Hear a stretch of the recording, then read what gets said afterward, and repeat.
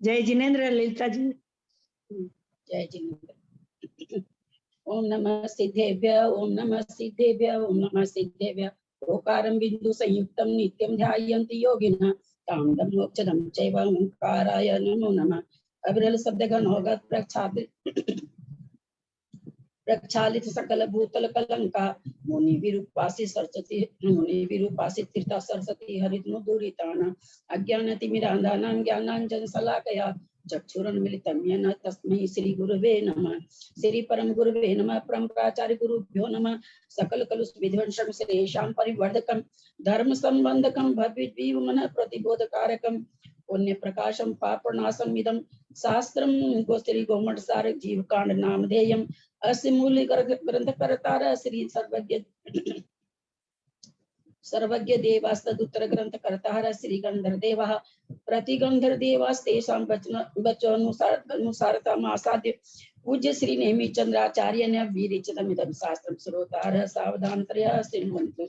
मंगलम भगवान वीरो मंगलम गौतमो गनि मंगलम कुंदादो जयस्तु जयधर्मोस्तु मंगलम सर्वमंगल मांगल्यम सर्वकल्याणकारकम प्रधानम सर्वधर्माणां जैनम जयतु शासनम जैनम जयतु शासनम।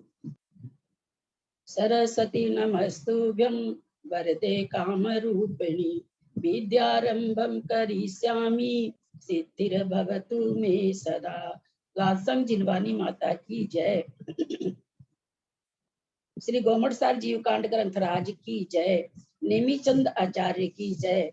टीका करते रतनलाल जी पंडित जी रतनलाल शास्त्री जी की जय। अढ़ाई दीप में विराजमान सभी आचार्य उपाध्याय सर्व साधु के चरणों में नमोस्तु नमोस्तु नमोस्तु। सभी आरिका माता जी के चरणों में बंदामी बंदामी बंदामी। सभी छुल्लक छुल्लिका एलक के चरणों में इच्छामी इच्छामी इच्छामी। सभी प्रतिमाधारी के चरणों में ग्रुप में विराजमान अंजना जी के चरणों में वंदना वंदना वंदना।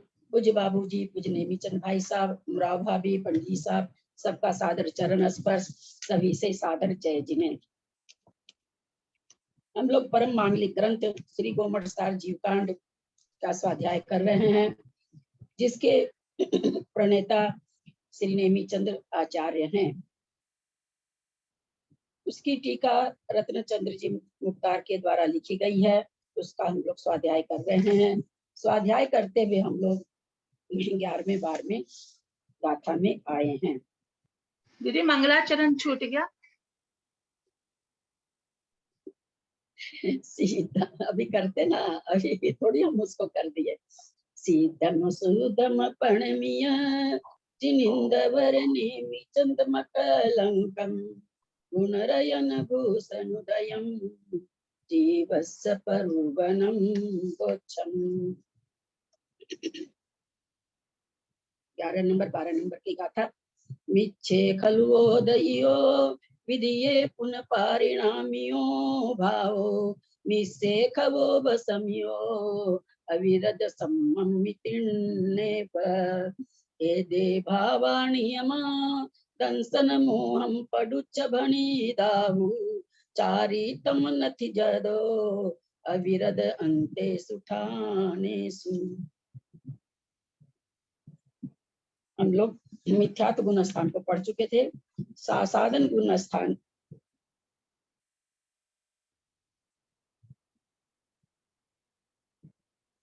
सासाधन गुण स्थान में पारिणामिक भाव हैं।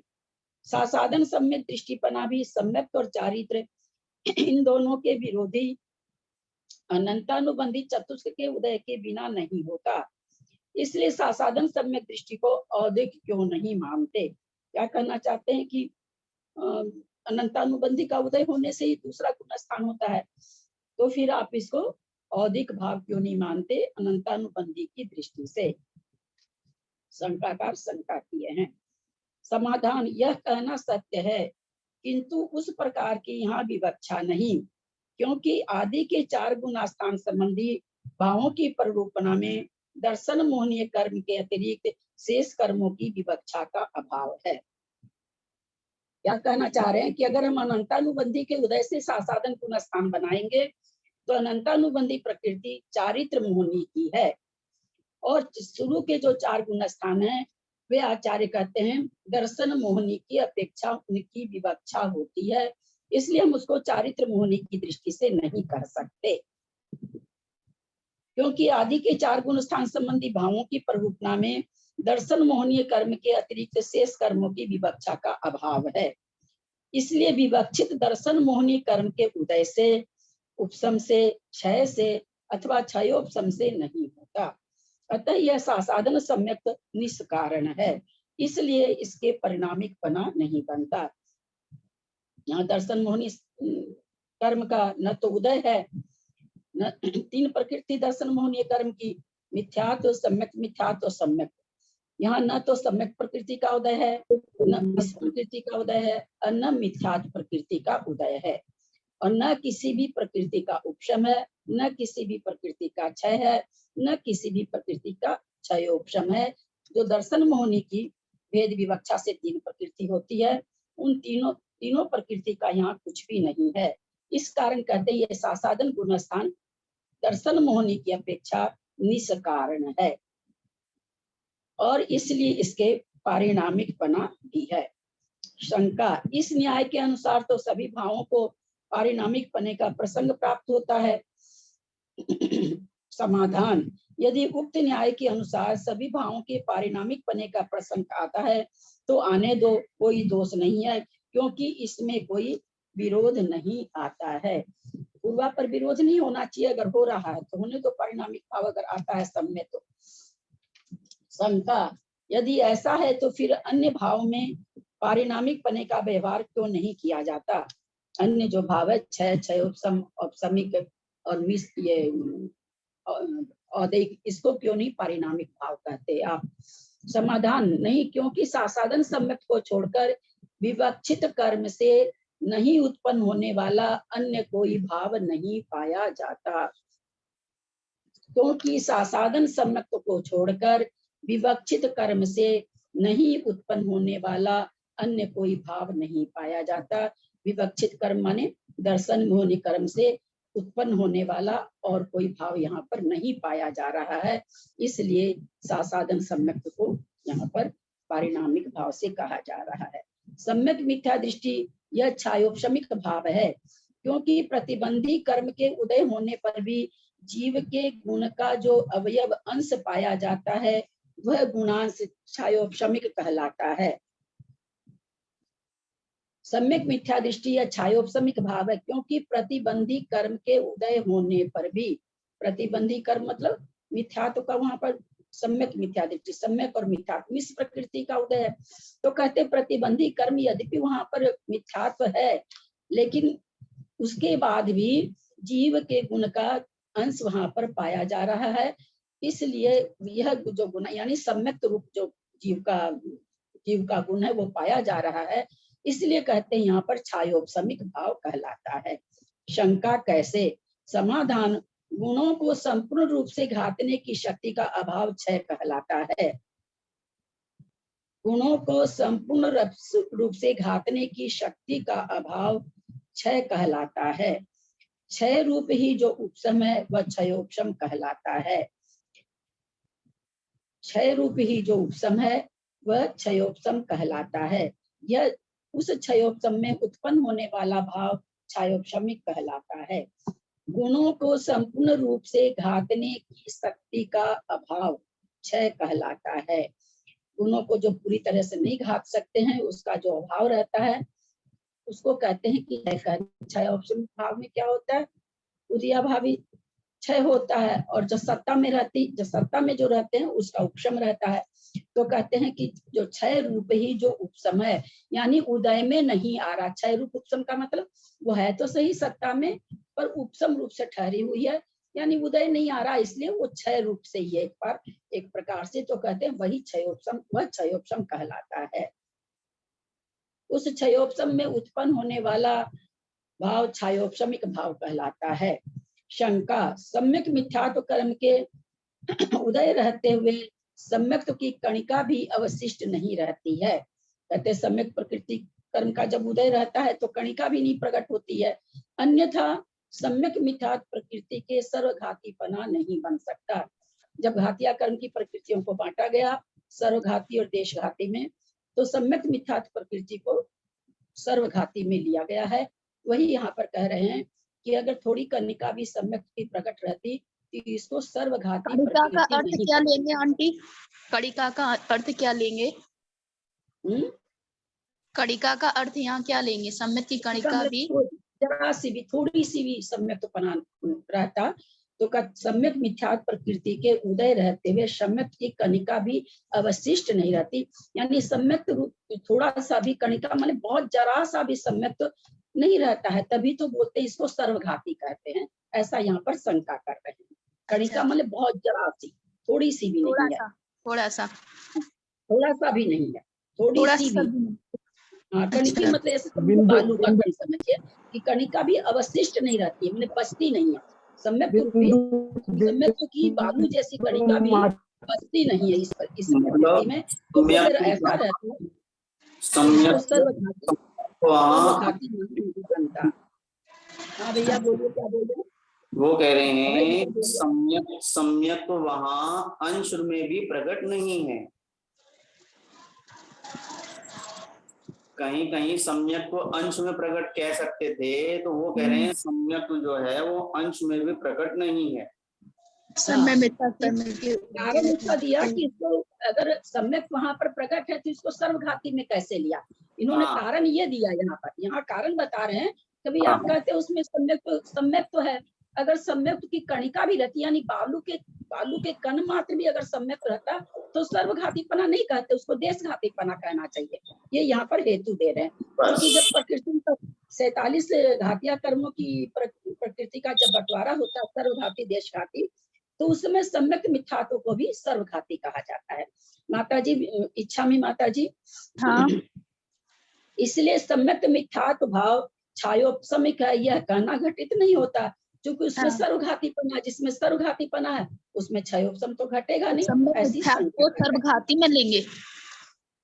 हाँ, सम्यक मिथ्यात्व को सर्वघाती मानेंगे या नहीं? हाँ। इसके अकॉर्डिंग नहीं, सर्वघाती जब 47 प्रकृतियों का सर्वघाती देशघाती में बंटवारा होता है ना, तो 26 प्रकृतियां तो ली जाती है देशघाती में, 21 प्रकृति ली जाती है सर्वघाती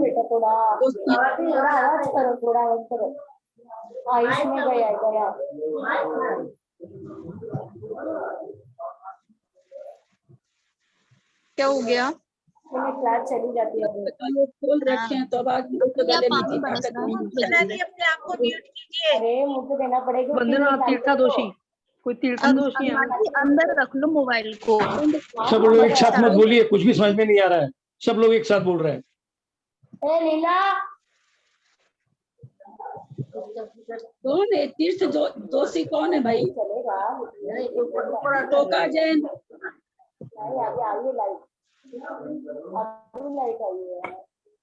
आपके उधर पंखा ही नहीं। माता जी आप अंदर हो जाओ, आवाज नहीं आएगी।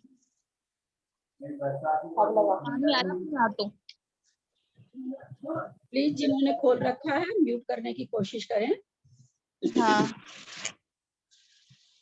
तो जब घातिया कर्मों का जब बंटवारा हुआ तो देशघाती और घाती में हुआ, तो इसके लिए कहा गया सम्यक मिथ्यात्व के लिए वहां पर कहा गया जात्यांतर सर्वघाती। वहां एकदम सर्वघाती नहीं कह करके 20 और 26 को तो अलग बता दिया, और इस प्रकृति को जात्यांतर सर्वघाती माने एक दूसरी प्रकार की सर्वघाती है। जैसे सर्वघाती और प्रकृति है अनंतानुबंधी कसाय प्रत्याख्यान अप्रत्याख्यान वर्ण मिथ्यात्व, ये जो सर्वघाती प्रकृति है इससे ये थोड़ी अंतर है, जात्यांतर है। तो वहां पर जात्यांतर क्यों कहा गया? लेकिन कहा गया सर्वघाती है, लेकिन तो जात्यांतर सर्वघाती है वहां पर ये कहा गया। अब यहाँ पर ये शंका उठा रहे कि आप इसमें क्षयोपशम के भाव घटाते हैं। क्षयोपशम के भाव में तो होता कि थोड़ा सा सम्यक तो रहता है, सम्यक प्रकृति का उदय रहता है, और बाकी जितनी उसके सर्वघातीय स्पर्धकों का जो उसको घातने वाली रहती है उसका उपशम और भाव भी क्षय रहता है। तो थोड़ा सा भी, थोड़ी सी भी कनिका नहीं है सम्यक की, क्योंकि ये सर्वघाती है, तो आप इसको सम्यक क्षयोपशमिक कैसे कहते हैं? तो आचार्य नीचे उत्तर दे रहे हैं। अच्छा, ठीक। सम्यक मिथ्यात्व कर्म का उदय होने पर सर्धान असर्धानात्मक कथनचित अर्थात सबलित या मिश्रित जीव परिणाम होता है।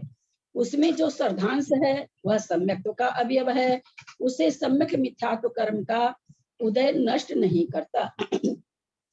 क्या कहना चाह रहे हैं, जितना सा भी उस समय सम्यक उसके उदय में है, जितना भी अवयव थोड़ा सा भी है, उसको ये सम्यक मिथ्यात्व कर्म है उसके उदय को नष्ट नहीं करता है, इसलिए सम्यक मिथ्यात्व भाव छायोपशमिक है। ये वही कहना चाह रहे हैं कि वहां पर थोड़ा सा सम्यक गुण का उदय रहता है, छायोपशमिक बता दिया। हाँ, इसलिए छायोपशमिक भाव है। फिर शंका करते हैं, असर्धान भाग के बिना केवल सर्धान भाग के ही सम्यक मिथ्यात्व यह संज्ञा नहीं है। असर्धान भाग के बिना केवल सर्धान भाग के ही सम्यक मिथ्यात्व यह संज्ञा नहीं है, अतः सम्यक मिथ्यात्व छायोपशमिक नहीं है। बोला जो सम्यक मिथ्यात्व संज्ञा दी गई है इस आपका ये गुण स्थान की, तो असर्धान को हटा दीजिए, सर्धान भाग के लिए नहीं आई है, इसलिए यहाँ पर सम्यक मिथ्यात्व आप जो कहें छायोपशमिक है वो नहीं है। पुनः वो शंका करते हैं, फिर समाधान दे रहे हैं। उक्त प्रकार की विवक्षा होने पर सम्यक मिथ्यात्व भले ही छायोपशमिक न होवे, किंतु अवयवी के निराकरण अनिराकरण की अपेक्षा यह छायोपशमिक ही है, वह छायोपशमिक है। अर्थात सम्यक मिथ्यात्व कर्म का उदय रहते हुए अवयवी रूप सम्यक गुण का तो निराकरण कर रहता है, किंतु सम्यक गुण का अवयव रूप अंश प्रकट रहता है। कहते हैं, आप कहते हैं सम्यक, तो उसमें सम्यक गुण क्या नाम सो अवयवी रूप से नहीं रहता, यानी आत्मा उस समय सम्यक गुण से नहीं रहती है, पर कहते हैं सम्यक गुण का अवयव लेकिन उनमें पाया जाता है, प्रकट रहता है। अवयवी और अवयव, अनीकरण और निराकरण। जैसे गोंद का लड्डू बना, उसमें गोंद, आटा, घी ये सब अवयव हुए, गोंद का लड्डू अवयवी। अच्छा, बना हुआ माल हमारा अवयव हुआ, और बनाने में सामग्री खट्टी करनी पर वो जो अवयव को धारण करे वो अवयवी, हाँ, जो अवयव को धारण करे वो अवयवी। इस प्रकार छायोपशमिक भी सम्यक मिथ्यात्व कर्म सर्वघाती होवे, क्योंकि जात्यांतर भूत सम्यक मिथ्यात्व कर्म के सम्यकता का भाव है, किंतु सर्धान भाग असर्धान भाग नहीं हो जाता।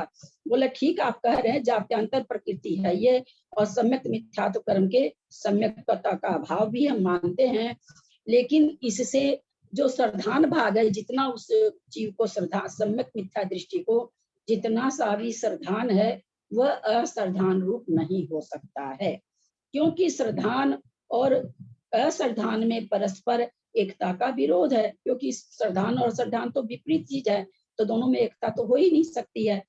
सर्धान भाग कर्मोदय जनित भी नहीं है, क्योंकि इसमें विपरीतता का अभाव है।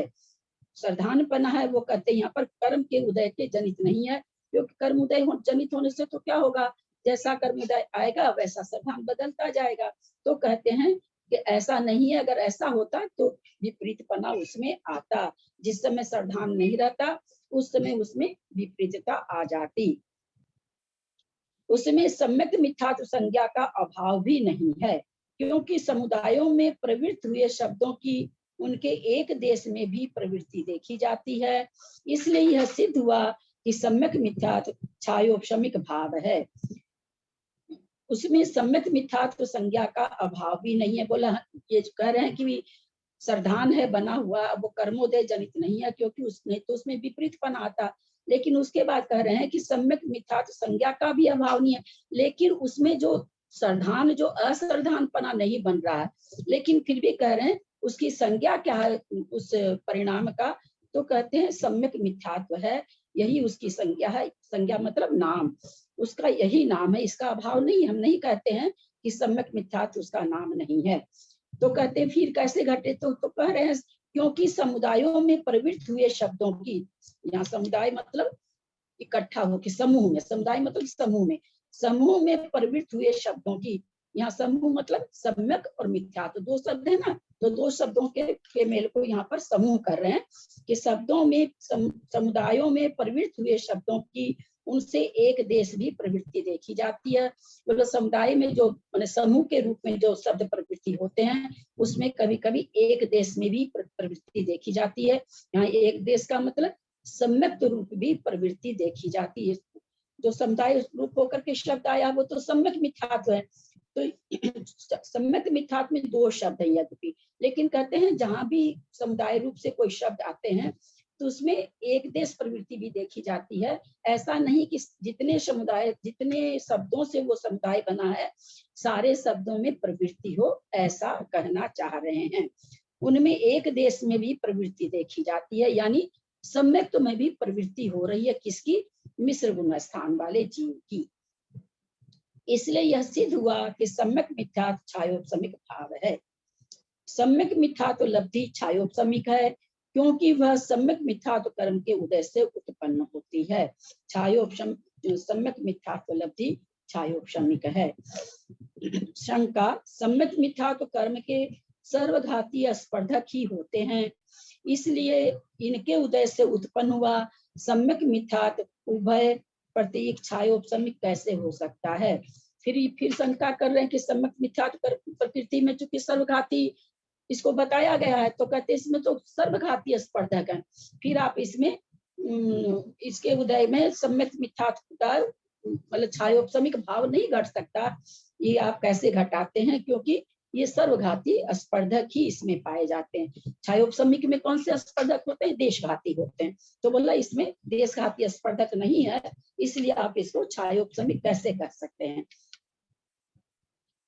समाधान: नहीं, क्योंकि सम्यक मिथ्यात्व कर्म के स्पर्धों का उदय सर्वघाती नहीं होता। यद्यपि ये सर्वघाती स्पर्धक रूप से ही सत्ता में है, लेकिन इसका उदय कह रहे हैं सत्व में होना और बात है, बंद होना और बात है, उदय होना और बात है। इनका कहना है कि यद्यपि ये सर्वघाती स्पर्धक के नाम से ही सत्ता में पड़ी है, परंतु इसका उदय सर्वघाती स्पर्धक रूप से नहीं होता है, छायोपशमिक रूप से होता है। यह किस प्रमाण से जाना जाता है? समाधान: क्योंकि सम्यक मिथ्यात्व में सम्यक्त रूप अंश की उत्पत्ति अन्यथा बन नहीं सकती। बोला अगर इसमें छायोपशमिक पना नहीं रहता तो इसमें जो सम्यक प्रकृति का अंश जो प्रकट है वो फिर प्रकट ही नहीं रहता। अगर इसमें सर्वघाती स्पर्धक है, वो सर्वघाती स्पर्धक सर्वघाती रूप से ही अगर उदय में आते तो सम्यक का अंश इसमें नहीं बनता, क्योंकि वो तो सम्यक प्रकृति को पूरी तरह से घात कर रहे हैं। तो बोला फिर तो ये उसको जो सम्यक का अंश उदय में आ रहा है वो नहीं बनता। इससे ज्ञात होता है कि सम्यक मिथ्यात्व कर्म के स्पर्धकों का उदय सर्वघाती नहीं होता। यद्यपि उसके प्रदेश कैसे हैं? सर्वघाती वाले ही हैं, परंतु उनका उदय सर्वघाती नहीं है, ऐसा समाधान करके दे रहे हैं। सम्यक मिथ्यात्व के देशघाती स्पर्धकों के उदय से और उसी के सर्वघाती स्पर्धकों के उपशम संज्ञा वाले उदया भाव से सम्यक मिथ्यात्व की उत्पत्ति होती है। इसलिए यह तदुभय प्रत्यय छायोपशमिक कहा गया है। तृतीय गुण स्थान में छायोपशमिक भाव है। जो छायोपशमिक की परिभाषा वही यहाँ पर है कि देशघाती का उदय रहना और सर्वघाती स्पर्धों का उदयाभावी क्षय और आगामी काल में उदय आने वालों का उपशम होने से और सम्यक मिथ्यात्व प्रकृति के उदय होने से मिश्र गुण स्थान बनता है और ये छायोपशमिक भाव है। ये परिभाषा जहाँ जो है वही की वही है। शंका: मिथ्या दृष्टि गुण स्थान से सम्यक मिथ्यात्व गुण स्थान को प्राप्त होने वाले जीव के छायोपशमिक भाव कैसे संभव है? क्योंकि पहले गुण स्थान से तीसरे गुण स्थान को प्राप्त किया जा सकता है। पहले गुण स्थान से कौन से गुण स्थान को प्राप्त नहीं किया जा सकता है? दीदी पहले गुण स्थान से दूसरे गुण स्थान को प्राप्त नहीं किया जा सकता। दूसरे गुण स्थान में नहीं आ सकता। पहले गुण स्थान से किसी भी विधा से दूसरे गुण स्थान में कोई जीव प्रवेश नहीं कर सकता। तो यहाँ पर ये कह रहे हैं कोई मिथ्या दृष्टि जीव है। अब मिथ्या दृष्टि में आपने कौन सा भाव बताया है? औदैहिक बताया है। अब मिथ्या दृष्टि से अगर कोई तीसरे गुण स्थान में आ रहा तो उसको छायोपशमिक भाव कैसे हो सकता है? समाधान: वह इस प्रकार संभव है। वर्तमान समय में मिथ्यात्व कर्म के सर्वघाती स्पर्धों का उदयाभावी क्षय सत्ता में रहने वाले उसी मिथ्यात्व कर्म के सर्वघातीय स्पर्धकों का उदयाभाव रूप उपशम होने से, सम्यक मिथ्यात्व कर्म के सर्वघातीय स्पर्धकों का उदय होने से सम्यक मिथ्यात्व गुण उत्पन्न होता है। अतः यह छायोपसमिक संभव है। जो छायोपसमिक की परिभाषा से वही परिभाषा है। वर्तमान काल में सर्वघातीय स्पर्धकों का उदयाभावी क्षय, आगामी काल में उदय में आने वाले मिथ्यात्व कर्म के सर्वघातीय स्पर्धकों का उदयाभाव रूप से उपशम, माने उदयाभाव रूप से उपशम का मतलब सर्वघातीय स्पर्धकों का उदयाभाव रूप उपशम। इसका क्या मतलब हुआ?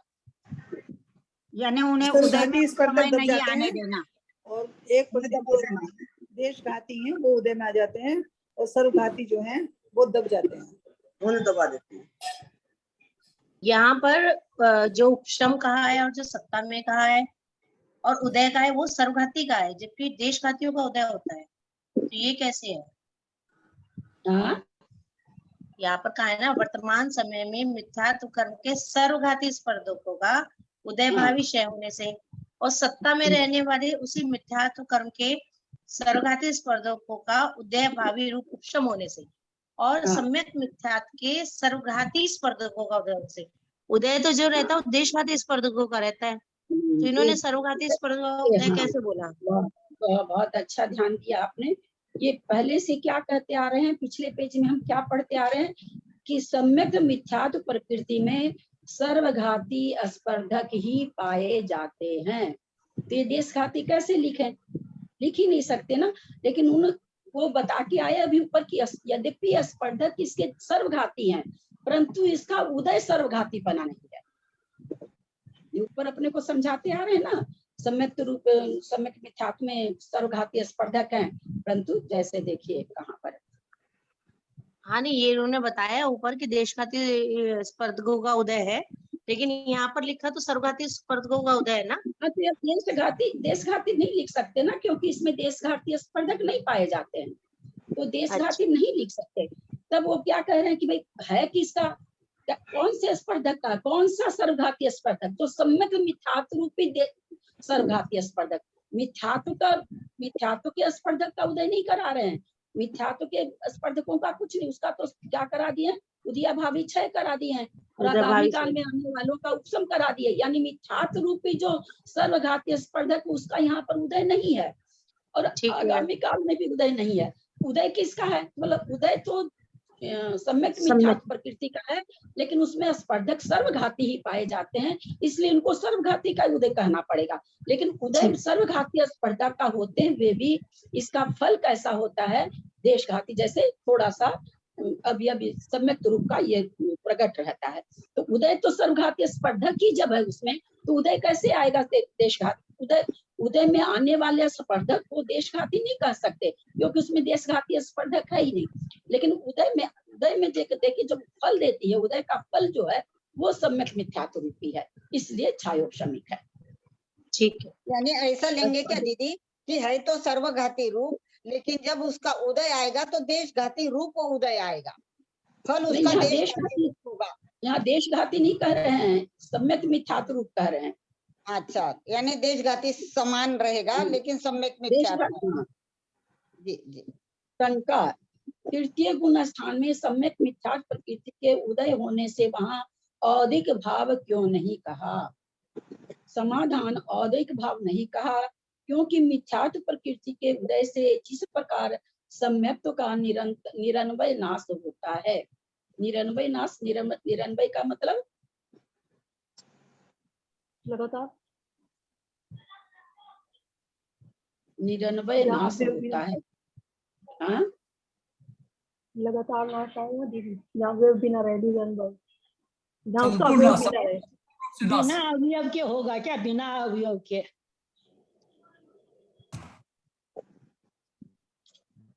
जिस प्रकार सम्यक्त्व का निरन्वय नाश होता है, माने पूरे अवयवों का नाश हो जाता है, समझ।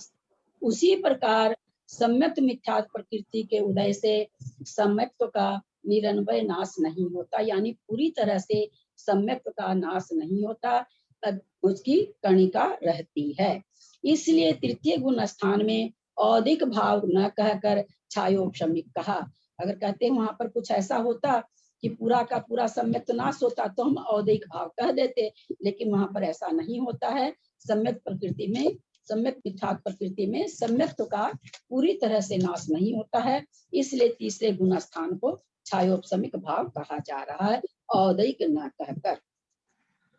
शंका, सम्यक मिथ्यात्व प्रकृति का उदय सम्यक दर्शन का निरन्वय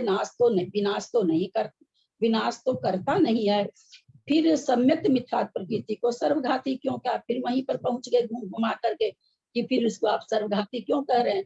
आप एक तरफ तो कहते हैं सर्वघाती है, एक तरफ कहते हैं निरन्वय नाश नहीं करता सम्यक का, तो फिर इसको सर्वघाती क्यों करें? प्रश्न तो एकदम ठीक है, सर्वघाती का मतलब तो होना चाहिए निरन्वय नाश होना चाहिए सम्यक का। मैं समझ रहे हैं ना सब कोई? शंका समझ रहे हैं ना सब कोई? नहीं समझ में आता हो तो पूछ लेंगे। तो समाधान कह रहे हैं ऐसी एक बार निरन्वय का मतलब बताइए ठीक से। संपूर्ण पूर्णता से, जिसका थोड़ा अवयव भी नहीं बाकी रहे। नी माने संपूर्ण, अवयव माने अवयव, संपूर्ण अवयवों को नाश कर देना। ठीक। सम्यक मिथ्यात्व प्रकृति का उदय सम्यक दर्शन, समाधान, ऐसी शंका ठीक नहीं है, क्योंकि सम्यक मिथ्यात्व प्रकृति सम्यक दर्शन की पूर्णता का प्रतिबंध करती है। इस अपेक्षा से सम्यक मिथ्यात्व प्रकृति को सर्वघाती कहा है। बोले क्यों यहाँ पर हम सर्वघाती कह रहे हैं? तो इसका ये यहाँ पर आकर के ये दे रहे हैं कि ये सम्यक दर्शन की पूर्णता को नहीं होने देता, प्रतिबंध करती है मतलब रोकती है, सम्यक दर्शन की पूर्णता को रोकती है। कौन? सम्यक मिथ्यात्व प्रकृति। क्योंकि सम्यक दर्शन की पूर्णता को रोकती है, इसलिए इस अपेक्षा से सम्यक प्रकृति को सर्वघाती कहा, यानी पूर्ण सम्यक तो नहीं होने देती है, थोड़ा नाश करती है। तो बोला चूंकि ये सम्यक का नाश करती है, इसलिए हम इसका नाम सर्वघाती दिया है। फिर ये शंका कर रहे हैं, जिस प्रकार कितनी शंका उठाएंगे, जिस प्रकार मिथ्यात्व के क्षयोपशम से सम्यक मिथ्यात्व गुण स्थान की उत्पत्ति बताई है, उसी प्रकार सम्यक मिथ्यात्व गुण स्थान में अनंतानुबंधी कर्म के सर्वघाती स्पर्धकों के क्षयोपशम से होता है। ऐसा क्यों नहीं कहा? क्योंकि वह अनंतानुबंधी तो है नहीं उदय में, तीसरे गुण स्थान में। अनंतानुबंधी का तो दूसरे गुण स्थान के अंत में जब बंध विच्छुत्ति हम लोग पढ़ते हैं, तो पहले गुण स्थान में तो नहीं बंध विच्छुत्ति होती है, अनंतानुबंधी की दूसरे गुण स्थान में होती है। तो ये यहाँ पर ये कहना चाह रहे हैं कि वहां पर अनंतानुबंधी कर्म के सर्वघाती स्पर्धक के क्षयोपशम से होता। आप ऐसा कह दीजिए कि अनंतानुबंधी के सर्वघाती स्पर्धकों का उद्याभावी क्षय, सत्ता में सदावस्था रूप उपशम, और फिर उसके देशघाती स्पर्धकों का। अब ये क्या उत्तर देते हैं? उत्तर में तो यही आना चाहिए, अनंतानुबंधी में तो देशघाती स्पर्धक होता ही नहीं है, और फिर वो चारित्र का करती है। देखें क्या कहते हैं, आगे देखें। समाधान, नहीं कहा, क्यों? अनंतानुबंधी चारित्र का प्रतिबंध करती है, अर्थात चारित्र मोहनी की प्रकृति है, इसलिए यहाँ उसके क्षयोपशम से तृतीय गुण स्थान की उत्पत्ति नहीं कही गई है। प्रथम 4 गुण स्थानों में दर्शन मोह की विवक्षा है, चारित्र मोह कर्म की विवक्षा नहीं है। जो चीज शुरू में बताए थे वही चीज ला करके फिर बता दिए कि 4 गुण स्थान है तो दर्शन मोहनी की अपेक्षा चलते हैं, चारित्र मोहनी की अपेक्षा नहीं चलते हैं, इसलिए यहाँ पर अनंतानुबंधी को लेकर के कोई बात नहीं कही गई है। जो आचार्य अनंतानुबंध कर्म के क्षयोपशम से तृतीय गुण स्थान की उत्पत्ति मानते हैं, उनके मतानुसार साधन गुण स्थान को औदिक मानना पड़ेगा, किंतु ऐसा है नहीं, क्योंकि द्वितीय गुण स्थान को औदिक नहीं माना गया है। ऐसा भी है क्या भैया? अभय भैया चले गए क्या? अभय भैया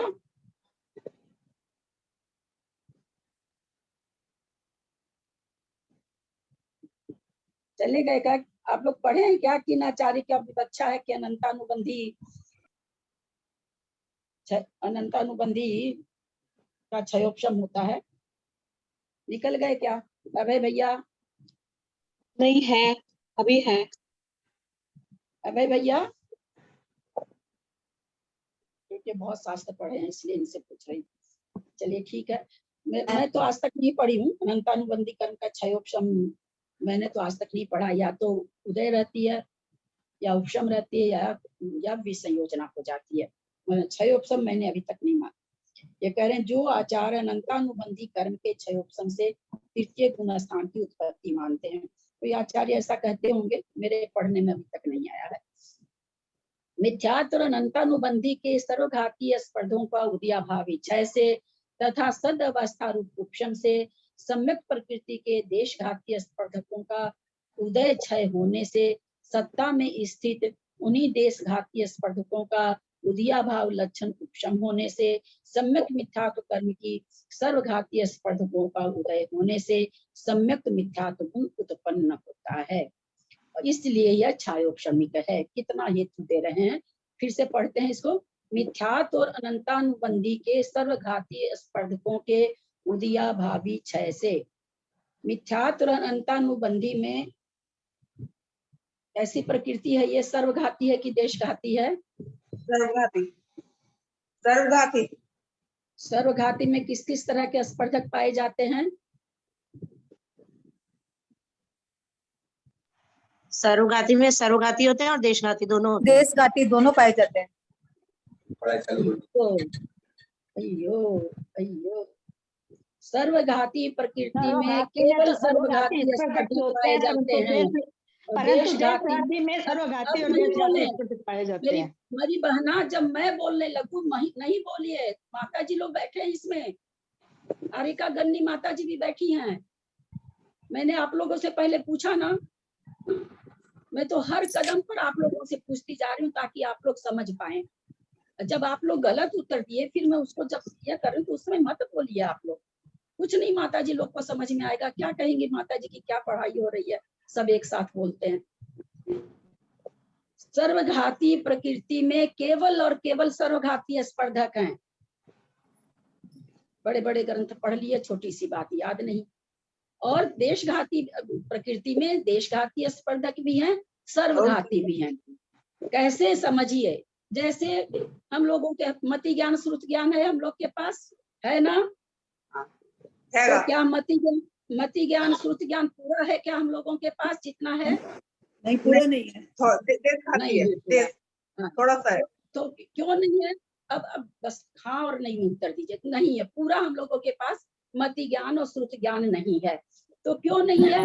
कुछ तो इसमें ये प्रकृति चारों ज्ञान जो है पहले के, मति ज्ञान, श्रुत ज्ञान, अवधि ज्ञान, मन पर्य ज्ञान, यद्यपि ये देशघाती प्रकृति है, लेकिन इसमें सर्वघाती भी स्पर्धक है। तो जितना ज्ञान हम लोगों को नहीं है, उतना ज्ञान का सर्वघाती स्पर्धकों का उदय है। हम लोग अभी ग्रुप में बहुत सारे लोग हैं, किसी का क्षयोपशम कितना है, किसी का क्षयोपशम कितना है। तो जिसका जितना क्षयोपशम है उतना देशघाती स्पर्धकों का उदय है, और जितना क्षयोपशम नहीं है उतना सर्वघाती स्पर्धकों का उदय है। इसलिए देशघाती प्रकृति में सर्वघाती स्पर्धक भी हैं और देशघाती भी हैं, परंतु सर्वघाती प्रकृति में केवल और केवल सर्वघाती स्पर्धक हैं। और समझे, जैसे केवल ज्ञान है, केवल दर्शन है, ये सर्वघाती प्रकृति है। ये थोड़ी सी कभी भी प्रकट नहीं होती, पूर्ण होगी या नहीं होगी, क्योंकि सर्वघाती स्पर्धक है। और समझे, निद्रा वगैरह है, सर्वघाती है। नींद आ जाती है तो कोई कुछ भी बोले, एक अभी अपने लोग को ग्रुप में पढ़ते पढ़ते एक अगर ऐसे लटका आता है, उस लटके में जो भी बोला गया उसका थोड़ी भी भाव भासना नहीं होती है, क्योंकि ये भी सर्वघाती प्रकृति है। तो सर्वघाती प्रकृति थोड़ा सा भी जो भान नहीं होने दे उसको सर्वघाती स्पर्धक कहते हैं। तो देशघाती में दोनों तरह के स्पर्धक हैं, सर्वघाती में केवल और केवल सर्वघाती स्पर्धक हैं। अनंतानुबंधी का उदय है, अनंतानुबंधी का उदय थोड़ा सा भी सम्यक तो नहीं होने देगा, वो पूरी तरह घात कर रही है, क्योंकि ये सर्वघाती प्रकृति है। उसी तरह से अप्रत्याख्यानावरण है, वो थोड़ा सा भी देश संयम प्रकट नहीं होने देती, पूर्ण घात करती है। प्रत्याख्यानावरण है, थोड़ा सा भी सकल संयम नहीं होने देती, पूर्णतः घात करती है। संजलन कसाय है, यथाख्यात चारित्र को थोड़ा भी प्रकट नहीं होने देती है, इसलिए वो तो देशघाती भी है, लेकिन उसमें देशघाती सर्वघाती दोनों स्पर्धक है। यथाख्यात चारित्र को प्रकट नहीं होने देती, वो सर्वघाती स्पर्धक वहां पर कार्य कर रहे हैं, और चारित्र के साथ वो प्रकाशमान हो रही है, वो उसके देशघाती स्पर्धक का काम है। अब नहीं भूलिएगा आगे। मिथ्यात्व और अनंतानुबंधी के सर्वघाती स्पर्धकों के उदयाभावी क्षय से सद अवस्था रूप उपशम से क्या मतलब हुआ कि उदय में अभी उदयावली में जो आई हुई है, क्योंकि सम्यक तो हो गया, उदयावली में आई हुई है। उदयावली में जो निषेक आ जाते हैं वो नियम से क्या होते हैं? उदयावली में जो निषेक आ जाते हैं उनका नियम से क्या होता है? क्या होता है? या तो संक्रमण होगा या तो उदय में आएंगे, संक्रमण होगा, उनकी निजरा हो जाती है, उदीर्णा होती है। कोई तो सही उत्तर दीजिए। उदयावली में जो निषेक आ जाते हैं उनका नियम से क्या होता है? उदय में जरूर आएंगे। उदय में आएंगे जरूर। अरे उदयावली में जो निषेक, कल भी रात में अपने लोग ने बहुत समझा इसको, बहुत समझा। उदयावली में जो आ चुके, जैसे हमने कहा वो पाइपलाइन में जो जल आ गया उसको निकालने की कोई विधि नहीं है, टोटी में से ही निकालना पड़ेगा। यानी जो पाइपलाइन क्या है? उदयावली है। उदयावली में जो निषेक आ गए, कर्म परमाणु जिस रूप पे आए वो उस रूप से उदय में आएंगे ही आएंगे। अब जो स्तुभुक संक्रमण वगैरह वो एक अलग व्याख्या है, वो वहां पर यहाँ पर नहीं लगाना। यहाँ पर अभी हमको ये समझना कि उदयावली में जो निषेक आ जाते हैं वो नियम से उदय में आते हैं। अब उदय में आते समय क्या होगा क्या नहीं, वो एक अलग विवक्षा है, विवक्षाएं अलग अलग होती है। पहले ये बात, उदयावली में जो आ जाते हैं वो नियम से उदय में आते हैं। तो यहाँ क्या करें? उदयाभावी क्षय। अब इसको समझें, उदय का अभाव रूपी क्षय, ये क्या होता है? कल रात में भी बताए हैं, ये सब तो बहुत पहले से समझाया हुआ है। जिनका क्षय हो गया वो अब उदय में नहीं आएंगे। उदयाभावी क्षय का मतलब प्रकृति सत्ता में तो है लेकिन उनका उदय का अभाव, उदय का अभाव है। उदयाभावी क्षय का मतलब सत्ता में है वो प्रकृति, लेकिन वो प्रकृति का उदय का अभाव है, उदय में नहीं आएगा। उदयावली है, उदयावली में आने से पहले ही उनका संक्रमण हो जाता है अन्य रूप, प्रकृति रूप। उदयावली में आने से पहले नहीं, उदयावली में तो वो आ ही चुकी है। उदय में आने के पहले वो संक्रमित हो जाती है। जैसे साता वेदनी का रात में तो बताया था, साता वेदनी का उदय चल रहा है, असाता वेदनी की उदयावली में असाता वेदनी के निषेक समाये हुए हैं। वो क्या होगा? एक समय पहले स्तुभुक संक्रमण होकर के साता रूप में आ जाएगा। इसको कहते हैं उदय के अभाव रूप क्षय। यानी उदय का अभाव हो गया, असाता रूप से उदय में नहीं आना, उदय का अभाव हो गया। और क्षय को क्या कहलाया? असाता रूप से नहीं आना। असाता रूप से नहीं आना तो असाता वेदनीय का क्षय, और असाता उदया भाव असाता रूप से उदय में नहीं आकर के साता रूप से आ रही है, ये हो गया उदय का अभाव। और क्षय हो गया असाता रूप से उदय नहीं आना। तो उदया भावी क्षय का मतलब उदयावली में तो प्रकृति आई हुई है, लेकिन उदय में उस रूप से नहीं आकर के प्रमुख से उदय में आ रहे, इसी को प्रमुख से उदय में आना कहलाता है। तो वहां पर उसको उदयाभावी क्षय कहते हैं। तो यहाँ पर क्या कह रहे हैं? अनंतानुबंध मिथ्यात्व और अनंतानुबंधी के सर्वघाती स्पर्धकों का उदयाभावी क्षय। उदयावली में तो आए हुए हैं, उनकी कहानी है ये। इतना सेंटेंस उन निषेकों का है जो उदयावली में आ चुके हैं, जिनका नियम से उदय होना ही होना है। कैसे होना वो अलग बात है, पर उदय होना है उनका, उसको कहते हैं उदयावली में आए। तो उदयाभावी क्षय, वो तो उन निषेकों का क्या हो रहा है? उदयाभावी क्षय हो रहा है। क्यों हो रहा है? क्योंकि इसके अभी मिथ्यात्व कर्म का उदय नहीं है। ये मिथ्या दृष्टि जीव की बात नहीं चल रही है, सम्यक मिथ्या दृष्टि जीव की बात चल रही है। अब सम्यक मिथ्या दृष्टि जीव है तो उसको अनंतानुबंधी और मिथ्यात्व का उदय तो आ नहीं सकता है। लेकिन क्योंकि वो पहले मिथ्या दृष्टि था, मिथ्या दृष्टि से वो तीसरे गुण स्थान में आया। तो मिथ्या दृष्टि था तो निषेक मिथ्यात्व के और अनंतानुबंधी की उदयावली में पहले से आ चुके थे। अब आ चुके हैं, लेकिन परिणाम उसके कैसे चल रहा है? सम्यक मिथ्यात्व परिणाम चल रहा है। अब क्या होगा? उदयावली में आ गया मिथ्यात्व और अनंतानुबंधी, वो उदय में आ नहीं सकता क्योंकि उसका परिणाम अच्छे हैं अभी, तो उनका उदयाभावी क्षय हो जाएगा, यानी उदय में तो आएगी पर वो परमुख से आएगी। तो कहते हैं उदयाभावी क्षय से, चलो मान लिया उदयावली का आपने क्षय करा दिया। सद अवस्था रूप उपशम से, भाई आगे भी तो है, सत्ता में पड़ा है ना, सम्यक मिथ्यात्व और अनंतानुबंधी आगे भी तो सत्ता में पड़ी है। तो बोलते हैं तो जहां पर पड़ी है वैसी की वैसी वहां दबी रहेगी। क्यों दबी रहेगी? कि इसके परिणाम अभी विशुद्ध हैं, इसके परिणामों में संकलेशता आएगी तो वो उदय में आ जाएंगे। अगर ये सम्यक मिथ्यात्व गुण स्थान जब तक बना रहेगा तब तक वो मिथ्यात्व और अनंतानुबंधी के निषेध अपनी जगह उपशम रहेंगे। ये हुआ यहाँ तक। भाई उदय में क्या आएगा? एक कुछ तो आपने उदयाभावी क्षय, क्षयोपशम में हमेशा 3 बात होती है, क्षय उपशम और उदय। 3 हमेशा 3 चीज उसमें निकालनी पड़ती है, क्षय उपशम और उदय। क्षय हम जान लिए, मिथ्यात्व और अनंतानुबंधी के निषेधों का उदयाभावी क्षय हो रहा है। उपशम हमने जान लिया, इन्हीं दोनों का आगामी काल में जो उदय में आने वाले हैं उनका उसी सद अवस्था रूप उपशम, यानी जहां है वहीं पर उसका उपशम। 2 चीज हो गई। उदय किसका आ रहा है? तो कहते हैं सम्यक प्रकृति के देशघाती स्पर्धकों का उदय क्षय होने से। और क्या है? चूंकि यहाँ पर तीसरा गुण स्थान है तो उसकी सत्ता में तो सम्यक प्रकृति भी है। तो कहते हैं जो सम्यक प्रकृति है, सम्यक प्रकृति के देशघाती स्पर्धकों का, सम्यक प्रकृति में देशघाती स्पर्धक पाए जाते हैं, तो उनका उदय क्षय होने से वो भी उदय में नहीं आ रही है, उसका भी उदय क्षय हो रखा है। सत्ता में स्थित उन्हीं देशघाती स्पर्धकों का उदया भाव लक्षण उत्पन्न होने से।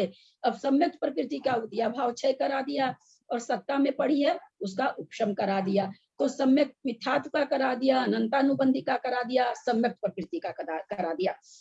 अब दर्शन मोहनी की 3 प्रकृति, मिथ्यात्व, सम्यक और सम्यक मिथ्यात्व। तो मिथ्यात्व और सम्यक का तो उन्होंने क्या करा दिया? उदयाभावी क्षय और उपशम करा दिया। अब आगे क्या कहते हैं? अब उदय किसका करा रहे हैं? सम्यक मिथ्यात्व कर्म के सर्वघाती स्पर्धों का उदय होने से सम्यक मिथ्यात्व गुण स्थान उत्पन्न होता है, इसलिए यह छायोपशमिक है। छायोपशमिक क्यों हटाया यहाँ पर? एक और बढ़िया से उन्होंने समझा के कह रहे हैं कि भाई इसमें क्षय भी हो रहा है, उपशम भी हो रहा है और उदय भी हो रहा है। आप लोगों ने समझा ना 4 पंक्ति में कि कैसे क्षय हो रहा है, कैसे उपशम हो रहा है, किन प्रकृतियों का क्षय हो रहा है, किन प्रकृतियों का उपशम हो रहा है और किसका उदय हो रहा है। इन्होंने कहा मिथ्यात्व अनंतानुबंधी का उदयाभावी क्षय, सद अवस्था रूप उपशम। सम्यक प्रकृति का उदयाभावी क्षय, सद अवस्था रूप उपशम। तो क्षय और उपशम 2 चीज घट गई। अब उदय, क्षय उपशमिक में 3 चीज होती। उदय किसका है? तो कहते हैं सम्यक मिथ्यात्व प्रकृति के सर्वघाती स्पर्धकों का उदय है, इसलिए यहाँ पर छायोपशमिक भाव है। कितना सुंदर समझाया गया है, कितना सुंदर हेतु, बिल्कुल एकदम जिसको कहते हैं 2 और 2 4।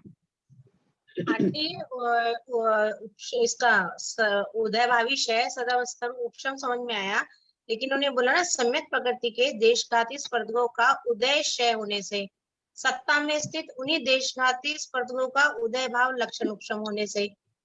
ये नहीं समझ में आया दोनों। ये जब मिथ्यात्व के 3 टुकड़े होते हैं तो 3 प्रकृति हो जाती है, मिथ्यात्व, सम्यक और सम्यक मिथ्यात्व। तो इन्होंने मिथ्यात्व का बता दिया। अब सम्यक प्रकृति भी तो है, वो भी तो उदयावली में आ सकती है ना। तो उसी के लिए कह रहे हैं कि भाई तो मान लीजिए सम्यक प्रकृति के निषेध उदयावली में आ गए तो उनका भी उदया भाव क्षय, क्योंकि परिणाम उसके सम्यक रूप नहीं है, अभी सम्यक मिथ्यात्व रूप परिणाम है। तो उस सम्यक प्रकृति का भैया उसके जो निषेध आ गए उदयावली में उसके क्या होगा? तो कहते हैं उसका भी उदयाभावी क्षय, यानी वो भी, उसका भी उदय नहीं होगा। और जो आगे पड़ी है सत्ता में है उसका उपशम रहेगा। तो इस तरह से क्षय और उपशम किसका किसका हुआ? मिथ्यात्व और अनंतानुबंधी का क्षय और उपशम हुआ, और सम्यक प्रकृति का क्षय और उपशम हुआ, और उदय किसका हुआ? सम्यक मिथ्यात्व का हुआ। तो क्षयोपशमिक भाव में हमेशा 3 चीज पाई जाती है, क्षय, उपशम और उदय। तो वो यहाँ पर बताना चाह रहे हैं कि भैया यहाँ पर तीनों चीज घट रही है, क्षय भी घट रहा है, उपशम भी घट रहा है और उदय भी घट रहा है, इसलिए सम्यक मिथ्यात्व क्षयोपशमिक भाव है। ठीक है, ठीक है। उदय क्षय का मतलब नहीं समझा मुझे। हाँ उदय क्षय, उदय क्षय, उदय क्षय वही उदय, उदयाभावी क्षय, उदय क्षय मतलब उदय का क्षय हुआ। हाँ अच्छा, प्रमुख से उदय में आएगी। उदय क्षय का मतलब उदय का उदय नहीं आना। अच्छा। यहाँ पर जो और कोई थोड़ा भी नहीं समझ में आया तो जरूर समझिएगा। सबसे कठिन छायोपशमिक भाव है। छायिक भी भारी नहीं लगता, उपशम भी भारी नहीं लगता है।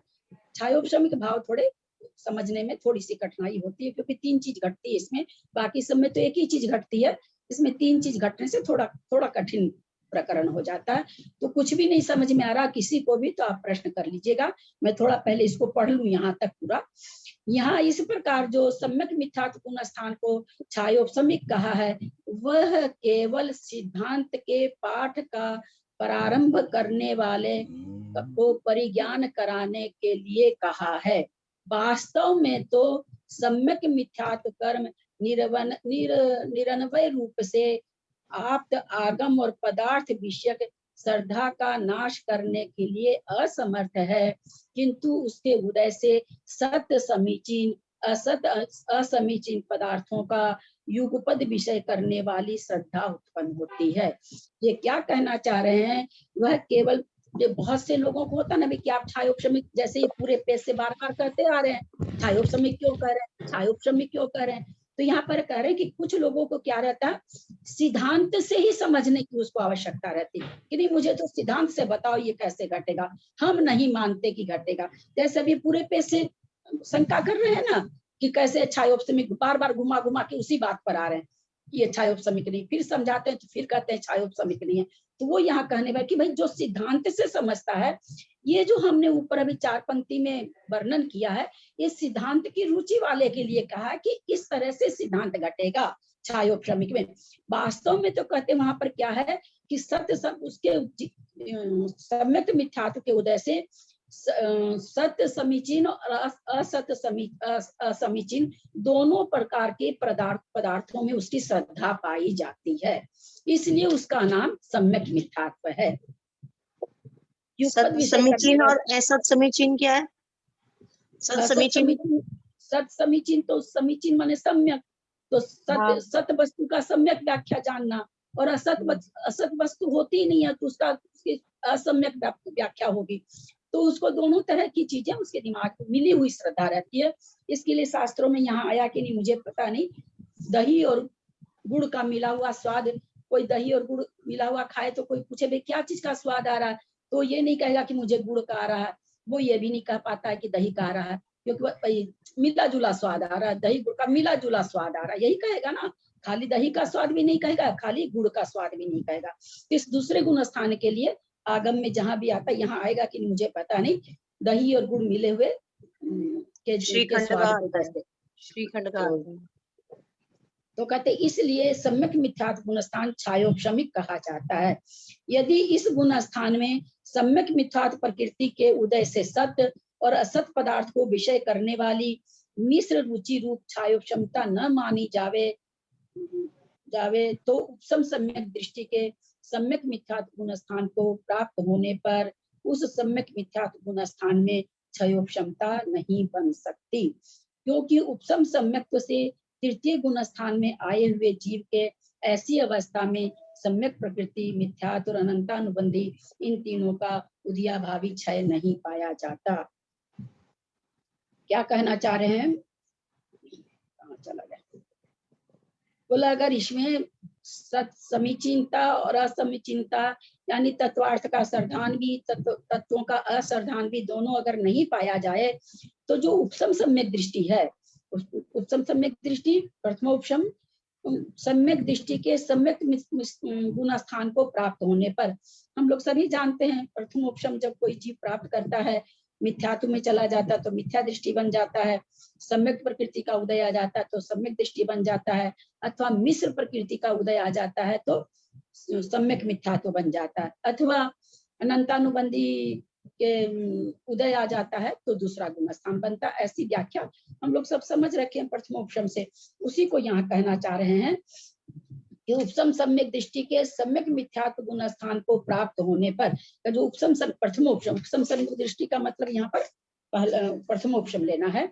सम्यक मिथ्यात्व को जब वो तीसरे गुण स्थान को प्राप्त होगा उस समय सम्यक मिथ्यात्व गुण स्थान में क्षय उपशमता बनी रहती है, क्योंकि वो उपशम से आया रहता है, सारी प्रकृतियों को दबा के आया रहता है। तो बोला इस कारण से जब वो तीसरे गुण स्थान में आता है तो उसको क्षय उपशम बन जाता है। कुछ प्रकृति का क्षय, कुछ प्रकृति का उपशम, और कुछ निषेकों का क्षय, कुछ निषेकों का उपशम, और मिश्र प्रकृति का उदय।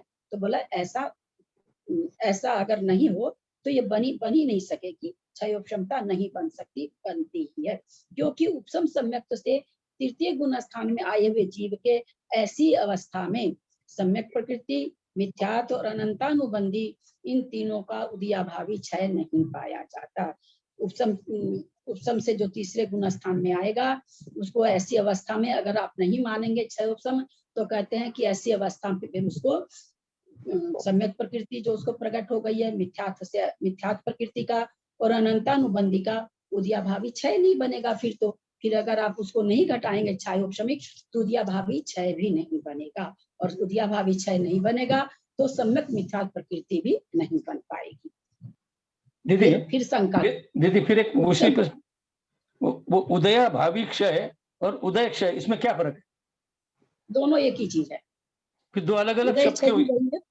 उदय में नहीं आना, हाँ तो फिर दो अलग अलग क्यों उपयोग हुआ है? देशघाती स्पर्धकों का उदय क्षय जैसे और कर्म प्रमाण, एक मिनट, कर्मान वर्गना, फिर वो जब कर्म तो फिर कर्म प्रमाण, फिर वो जब बंध जाती है तो कर्म का निषेध, चीज एक ही है ना, कर्मान वर्गना है ना। तो जहाँ पर जिसकी उपलब्धि होनी चाहिए वही चीज की जाती है, बनते ही वो क्या हो जाते हैं, कर्म के निषेध हो जाते हैं, परमाणु नहीं रह जाते हैं ना। तो उसी तरह से यहाँ पर भाषा का ये है, बाकी दोनों चीज एक है, उदयाभावी क्षय का ये या उदय क्षय मतलब उदय का क्षय होना, उदयाभावी क्षय होना मन उदय का अभाव रूप क्षय, तो एक ही चीज है। उपशम सम्यक से आए हुए जीव के तृतीय गुण स्थान में सम्यक शंका कर रहे हैं, सम्यक प्रकृति, मिथ्यात्व और अनंतानुबंधी इन तीनों का उदया भाव रूप उपशम तो पाया जाता है। समाधान नहीं, क्योंकि इस प्रकार तृतीय गुण स्थान में औपशमिक भाव मानना पड़ेगा। क्या सुंदर व्याख्या दिए हैं। ये कह रहे हैं कि जब पहले प्रथमोपशम किसी ने किया तो प्रथमोपशम से तीसरे में जाता, चौथे में जाता, पहले में जाता। चलिए हमने कहा कि वो तीसरे में गया, तो जब तीसरे में वो गया तो आप कहिए ना भाई उपशम चल रहा था, तो आप ये कह दीजिए ना कि सम्यक प्रकृति, मिथ्यात्व प्रकृति और अनंतानुबंधी तीनों का उदय अभाव रूप उपशम है। उदयाभावी क्षय नहीं कहते, आप ऐसे कहिए ना कि उदय का अभाव हो गया क्योंकि सम्यक मिथ्यात्व को प्राप्त हो रहा, तो इसलिए वो उपशम है। तो ये कहते हैं ऐसा उपशम मानने से क्या होगा, नहीं, क्योंकि इस प्रकार तृतीय गुण स्थान में औपशमिक भाव मानना पड़ेगा। फिर तो जब आप तीन प्रकृति का उपशम करा रहे हैं तो वहां पर कौन सा भाव हो जाएगा, औपशमिक भाव हो जाएगा, जो कि है नहीं, औपशमिक भाव तो वहां पर है नहीं। तो वो यहाँ पर शंका का उत्तर दिए हैं। फिर ये कहते हैं, देखिए कितनी व्याख्या एक गुण स्थान में चल रही, कहीं मिलेगी किसी ग्रंथ में नहीं है इतनी व्याख्या। शंका, तृतीय गुण स्थान में औपशमिक भाव भी मान लिया जाए, बोले इसको भी मान लीजिए। सम्यक मिथ्यात्व को मिश्र परिणाम जो मान रहे हैं तो आप इसको भी मान लीजिए। समाधान नहीं, क्योंकि तृतीय गुण स्थान में औपशमिक भाव का प्रतिपादन करने वाला कोई आर्ष वाक्य नहीं है। हाथ जोड़ लिया शंका करने वाले से कि भैया ऐसा हम लोगों को अभी तक कोई आगम में वाक्य नहीं मिला है कि तीसरे गुण स्थान में औपशमिक भाव होता है। अर्थात आगम में तृतीय गुण स्थान में औपशमिक भाव नहीं बताया है। यदि तृतीय गुण स्थान में मिथ्यात्वादी कर्मों के क्षयोपशम से क्षयोपशमिक भाव को की उत्पत्ति मान ली जाए तो मिथ्यात्व गुण स्थान में क्षयोपशमिक भाव मानना पड़ेगा, क्योंकि सादी मिथ्या दृष्टि की अपेक्षा मिथ्यात्व गुण स्थान में भी सम्यक प्रकृति, सम्यक मिथ्यात्व कर्म की उदय अवस्था को प्राप्त हुए स्पर्धों का क्षय होने से, जैसे कोई प्रथमोपशम से पहले गुण स्थान में आया, अब उसके भी तो उद्यावली में समाया हुआ ना, तीनों प्रकृति के निषेध तो उद्यावली में उसके भी आ गए, सम्यक प्रकृति के भी, मिश्र के भी और मिथ्यात्व के भी। बोला अगर आप तीसरे गुण स्थान में इस तरह से बार बार कह रहे हो तब तो फिर मिथ्यात्व गुण स्थान में भी क्या हो जाएगा, सम्यक प्रकृति सम्यक मिथ्यात्व प्रकृति के उदय अवस्था को प्राप्त हुए स्पर्धकों का क्षय माना जाएगा, क्योंकि मिथ्यात्व में आ गया है। तो वहां पर भी ये तो हो जाएगा फिर कि इन दोनों प्रकृति का उदयाभावी क्षय है और सत्ता में जो बैठी है उसका उपशम है। सत्ता में स्थित उन्हीं का उदय भाव लक्षण उपशम होने से उदया भाव लक्षण होने उपशम होने से तथा मिथ्यात्व कर्म के सर्वघाती स्पर्धकों का उदय होने से मिथ्यात्व गुण स्थान की उत्पत्ति पाई जाती है। इतने कथन से तात्पर्य यह समझना चाहिए कि तृतीय गुण स्थान में मिथ्यात्व सम्यक प्रकृति और अनंतानुबंध के कर्म के क्षयोपशम से छायोपशमिक भाव न होकर केवल मिश्र प्रकृति के उदय से मिश्र भाव होता है।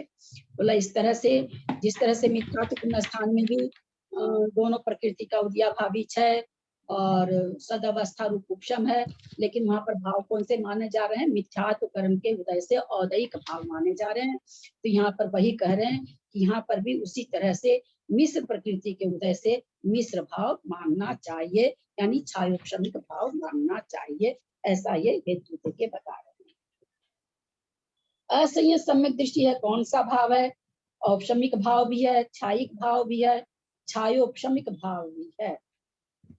कौन बताएगा असंयत सम्यक दृष्टि औपशमिक भाव कैसे होगा, छायिक भाव कैसे होगा, छायोपशमिक भाव कैसे होगा? दीदी हम बताएं दीदी, बताती मैं बताऊं?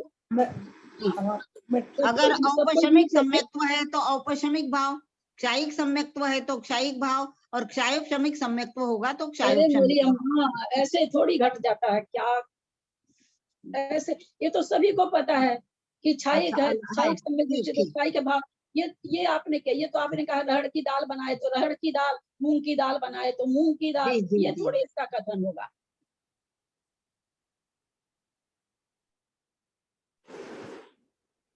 अभी हम कैसे बताएं। घटेंगे तीनों भाव? मैं तीनों बता भाव कैसे घटेंगे? कल भी मैंने बताया है, तीनों भाव अलग अलग तीनों- नाम लेकर के बताया है मैंने कल भी। तीनों भाव ऐसे घट सकते हैं चौथे में प्रथमोपशम सम्यक हुआ और उसके बाद प्रथमोपशम सम्यक होने के बाद में उसको जो है ये सम्यक प्रकृति सत्ता में अगर आती है तो क्षयोपशमिक भाव हो जाएगा। और अगर उसकी इसमें जो है सातों प्रकृति इसमें प्रथमोपशम चल रहा है तो औपशमिक भाव तो उसका है। अगर उस समय जो है उनका सातों प्रकृति का क्षय हो जाता है तो क्षयिक भाव हो जाएगा, क्योंकि अगर उनको देश संयम और वो सकल संयम नहीं है तो चौथे गुण स्थान में तीनों ये भाव पड़ जाते हैं, क्षयोपशमिक भी, औपशमिक भी और क्षयिक भी। कैसे घटेगा? कोई प्रथमोपशम, आपने उत्तर ठीक दिया है, प्रथमोपशम कोई जीव कर रहा है। अब प्रथमोपशम जिस समय उसके हो रहा है, जैसे मान लीजिए हम लोगों को हो रहा है, जैसे मान लीजिए अपने अभी इसमें माता जी लोग हैं, माता जी को मान लीजिए अभी प्रथमोपशम दोबारा हो रहा है, तो उनका सीधा क्या हो जाएगा, पांचवा गुण स्थान में वो पहले से अवस्थित है, तो उनका सीधे उस समय पांचवें गुण स्थान में औपशमिक भाव घटेगा।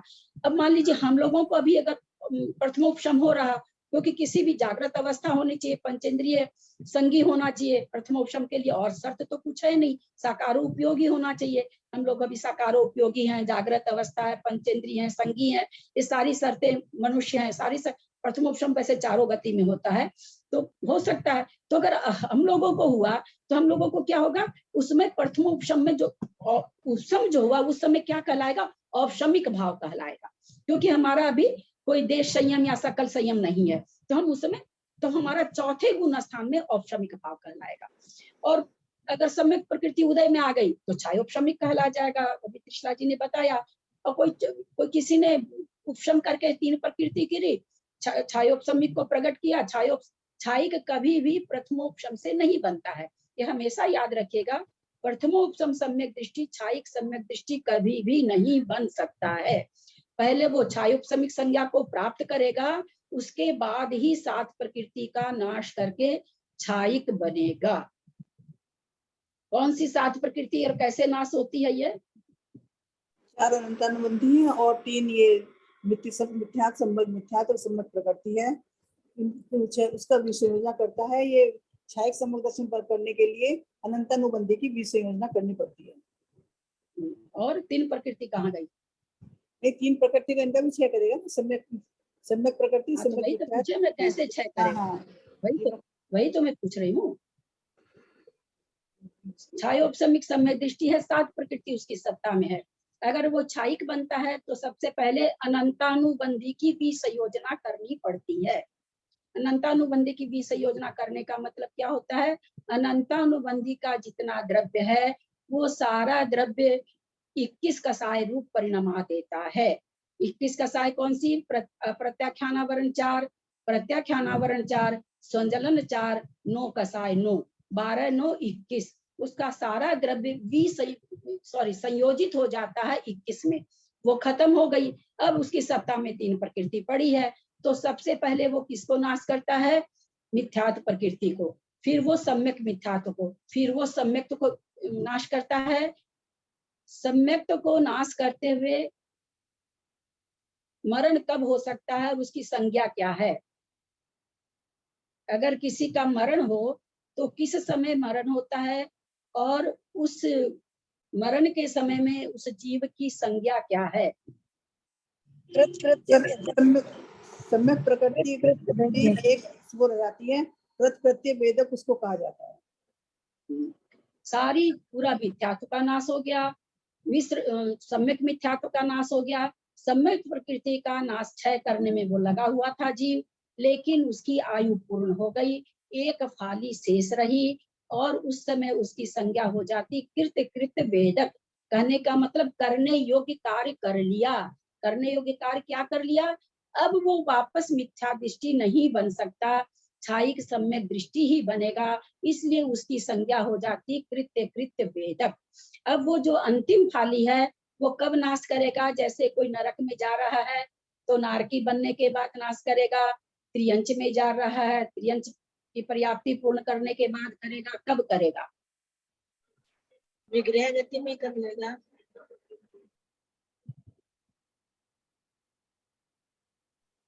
विग्रह गति में ही कर लेगा ना दीदी। और कोई बोले, कोई के पास उत्तर है क्या?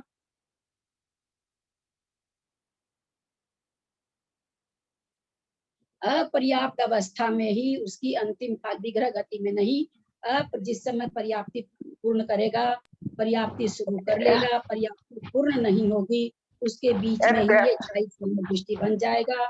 यानी पर्याप्ति पूर्ण करने के बाद तो त्रियंच बन रहा है, अथवा मनुष्य बन रहा है, अथवा देव बन रहा है, अथवा नारकी बन रहा है, उसकी संज्ञा क्षायिक हो जाएगी। हालांकि ये विषय यहाँ देना जरूरी नहीं था, पर मैं आप लोगों को याद होता जाए इसलिए हर बार इस विषय को लेते रहते हैं, पर आप लोगों से किसी से भी उत्तर मिला नहीं। इसी दृष्टि से समझिए कि हमको जो सब्जेक्ट जहाँ पर नहीं है उस सब्जेक्ट को भी लेके उठा के हम व्याख्या करते रहते हैं, केवल इसी भाव से कि आप लोगों को समझ में आ जाए और मीना जी अपना बंद करिए। 14:38 हो गया है।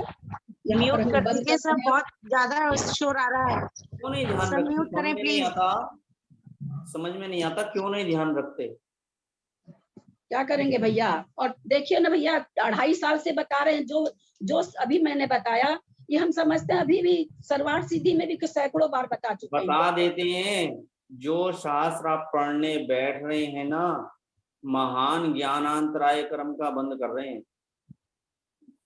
लेकिन देखिए आपके सामने एक छोटी सी बात नहीं बता पाते। बताइए कितने आदमियों का यहाँ ग्रुप है, पुराने लोग उसमें बहुत सारे हैं, और यहाँ पर उसकी कोई व्याख्या नहीं थी, यहाँ पर कोई भी व्याख्या उसकी नहीं थी, मेरे को बताना जरूरी नहीं था, केवल मैं इसीलिए हर बात को दोहराती रहती हूँ कि उन लोग को याद हो जाए। पर होगा ही ना, वो किताब बंद किए, दूसरी क्लास में गए, दूसरी क्लास से निकले, तीसरी क्लास में गए, सुनना नहीं, समझना नहीं, कलम के धनी नहीं बनना, कुछ भी नहीं बना कि मेन सिद्धांत हमको सीख ले जरा सा, वो भी नहीं बताते हैं। इतनी इजी की बात का उत्तर नहीं दे पाते। क्या करें, बहुत तकलीफ हो जाती, क्योंकि हम बहुत मेहनत से पढ़ाते हैं और बहुत व्याख्या करते हैं, जो व्याख्या नहीं आती वो व्याख्या भी करते रहते हैं। रुको 1 मिनट आंटी जी, रुको, देखो सुनो, वो व्यक्ति श्रेष्ठ है जो कुछ नहीं समझ पा रहा लेकिन विनय से हाथ जोड़ के बैठा है कि मैं भले ही कुछ ना समझ पा रहा हूं लेकिन आचार्यों की वाणी मेरे कान में पड़ रही है, मेरा सौभाग्य है, उसका कल्याण हो जाएगा। लेकिन जिसके अंदर विनय नहीं है तो वो कितना भी समझ पा रहा हो, कल्याण होगा नहीं। और ये महान अभिनय है। आपकी वजह से इतनी देर हमें बोलना पड़ रहा, इतनी देर इनको बोलना पड़ा। ये और लोगों के ज्ञान में जो विलंब आ रहा है ये उनके हिस्से में जाएगा सारा। इसलिए विशेष ध्यान रखें, सबसे निवेदन है विशेष ध्यान रखें। बहुत कीमती समय हम लोग निकाल कर यहाँ बैठते हैं, बड़ी मुश्किल से ये हमने टाइम निर्धारित किया है। जिन लोगों के लिए निर्धारित किया है वो लोग भी बड़ी मुश्किल से बैठते हैं। इसलिए एक एक क्षण बहुमूल्य है। इतना ही। अभी जो अनंताणु बंदी का बताया ना वो फिर से एक बार बताइए ना। हाँ माता जी, बंदामी माता जी क्या चीज बोलूं फिर से? मैं बोल रही अभी जो अनंताणु बंदी का बताया 20 संयोजना का, तो स्टार्ट से बताइए ना। हाँ, मैंने कहा कि जब कोई भी जीव क्षायिक सम्यक दृष्टि बनता है तो सबसे पहले वो अनंतानुबंधी की भी संयोजना करता है। और क्योंकि 7 प्रकृति उसकी सत्ता में, कोई भी जीव क्षायिक तब तक नहीं बनेगा जब तक क्षायोपशमिक नहीं होगा। यानी क्षायोपशमिक से ही क्षायिकपना प्राप्त होता है। पहला नियम तो ये, कोई उपशम से क्षायिकपना कभी भी प्राप्त नहीं कर सकता कि प्रथमोपशम किया, औपशमिक सम्यक दृष्टि है, औपशमिक होते हुए वो क्षायिक बन जाए, ऐसा नहीं होता। पहले वो क्षायोपशमिक बनेगा तब क्षायिक बनेगा। तो उसकी प्रक्रिया क्या है क्षायोपशमिक से क्षायिक बनने की? तो सबसे पहले अनंतानुबंधी की 20, केवल 122 कर्म प्रकृति में, उदय योग 122, बंध योग तो 120 है, 122 प्रकृति में केवल अनंतानुबंधी 4 कसाय ऐसी है जिनकी विसंयोजना होती है। बाकी कोई भी कसाय की अथवा किसी भी प्रकृति की विसंयोजना नहीं होती है। तो यहाँ पर विसंयोजना होने का मतलब कि वो अपना सारा द्रव्य 21 प्रकृति को दे दी। मान लीजिए वो जीव वापस अगर क्षायिक न होकर के मिथ्यात्व में आ जाए तो वो वापस अपना द्रव्य ले लेती है, यानी संयोजित कर लेती है। जैसे मिथ्यात्व में कोई आ गया वापस, तो फिर वो अनंतानुबंधी की विसंयोजना पल्ल के असंख्यात में बार हो सकती है। पल्ल के असंख्यात में भाग मतलब पल्ल में असंख्यात वर्ष होते हैं, यानी असंख्यात बार अनंतानुबंधी की विसंयोजना हो सकती है। अनंतानुबंधी की विसंयोजना होना कार्यकारी हो जरूरी नहीं है, क्योंकि नारकी भी नरकों में बैठे हुए अनंतानुबंधी की विसंयोजना कर रहे हैं और वहां वो क्षायिक सम्यक दृष्टि नहीं बन पाते हैं अगर पहले से नहीं है तो, और ना ही वो कोई आगे का और कोई कदम उठा पाते हैं कि 5वां गुण स्थान हो गया चाहे कुछ भी। तो अनंतानुबंधी की विसंयोजना बिना ऐसे परिणामों की विशुद्धि से होती रहती है कि पूरे जीवन काल में असंख्यात बार हो सकती है। लेकिन जब क्षायोपशमिक कोई सम्यक दृष्टि है, जब वो क्षायिक बनेगा तो सबसे पहले 7 प्रकृति में जो अनंतानुबंधी 4 और मिथ्यात्व की 3, मिथ्यात्व, सम्यक मिथ्यात्व और सम्यक प्रकृति, इसमें सबसे पहले कार्य क्या होगा? परिणामों की विशुद्धि से अनंतानुबंधी की विसंयोजना होगी। अब अनंतानुबंधी खत्म हो गई, अब उसके बाद वो मिथ्यात्व कर्म के प्रकृति का को खत्म करेगा, क्षय करेगा। फिर वो सम्यक मिथ्यात्व को खत्म करेगा, सम्यक प्रकृति सबसे लास्ट में खत्म करेगा। खत्म करते करते करते करते कई बार होता है माता जी कि उसकी अंतिम फाली बच गई। फाली से मतलब यहाँ पर ऐसे समझे जैसे एक नारंगी है, एक नारंगी में 20 फांक है, एक फांक को फाली कहते हैं। तो उसी तरह सम्यक प्रकृति की जितनी भी फालियां बनी थी सारी फाली को उसने क्षय कर दिया, एक फाली शेष बची थी उसका मरण हो गया। इस समय मरण में 2 उपदेश पाए जाते हैं। कोई आचार्य तो कहते हैं कृत्य कृत्य वेदक का मरण है, कुछ आचार्य कहते हैं कृत्य कृत्य वेदक का मरण नहीं है। एक फाली शेष बचने पर जो मरण को प्राप्त हो रहा जीव, उस समय उस जीव की संज्ञा कृत्य कृत्य वेदक है। कृत्य कृत्य, पहला त पूरा है, दूसरा त आधा है, कृत्य कृत्य वेदक यानी करने योग। कृत्य माने कर लिया, कृत्य माने करने योग। कृत्य पहला कृत्य मतलब कर लिया, पास्ट टेंस है, कृत्य मतलब करने योग। जैसे होता है ना पढ़ने योग्य, योग्य मतलब हो गया, कृत्य माने करने योग्य। करने योग्य काम कर लिया, अब वो क्षायिक बन जाएगा, अब उसको कोई नहीं रोक सकता है, इसलिए वहां पर उसकी संज्ञा दी गई कृत्य कृत्य वेदक।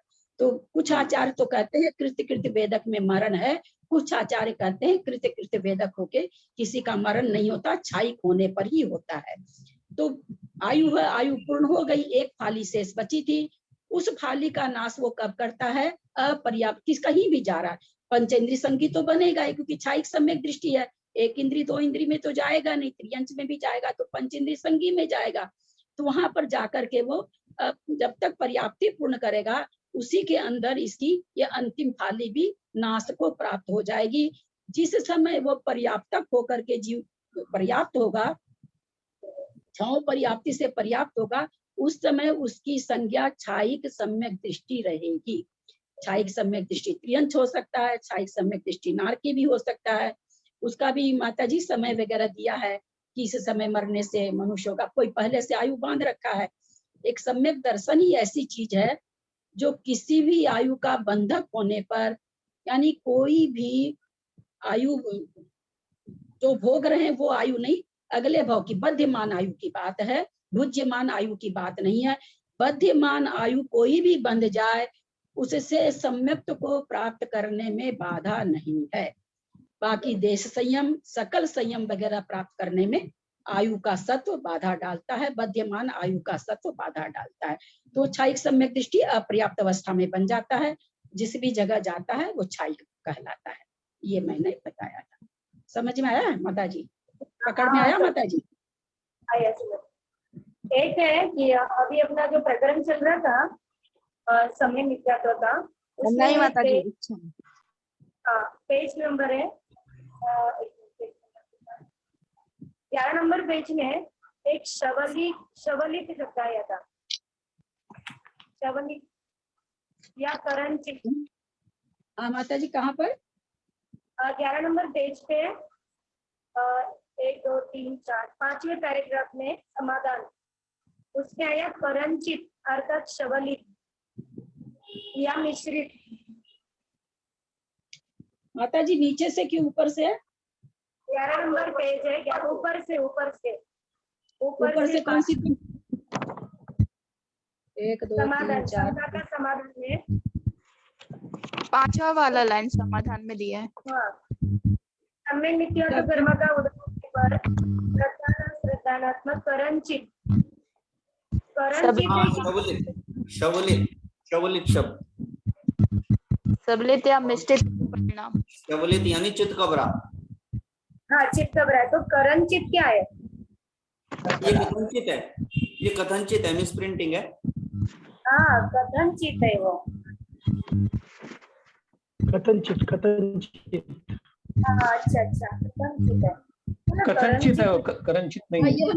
ये मैंने कथनचित पढ़ा भी था उस समय, आपको पता नहीं होगा, मैंने कथनचित ही पढ़ा था। तब चालू नहीं था आपने सही पढ़ा था, कथनचित ही पढ़ा था आपने। क्लास समाप्त कर रहे हैं। पदवाक्यहीनं मया प्रमादादि किंचनोक्तम् तन्मे क्षमित्वा विदधातु देवी सरस्वती केवल बोधलब्धिं बुद्धि समाधि परिणाम शुद्धि स्वात्मोपलब्धि शिव सौख्य सिद्धि चिंतामणिं चिंतित वस्तुदाने त्वां वन्दमानस्य ममास्तु देवी।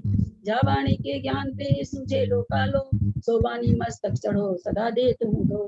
हे जिनवानी भारती तो ही जब दिन रहे, जो तेरा शरणा गए सो पावे सुख चैन। देव भजू अरहंत को गुरु से हो निर्ग्रंथ, दया धर्म पालू सदा यही मोक्ष का पंथ।